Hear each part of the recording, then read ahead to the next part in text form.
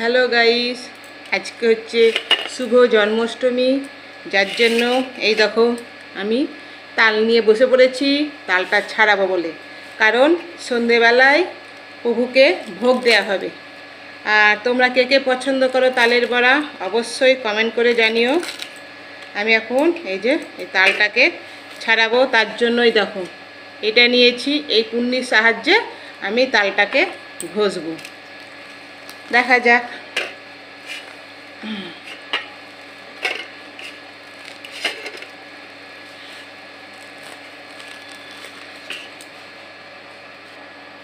এই যে এবার ঘষা শুরু করলাম।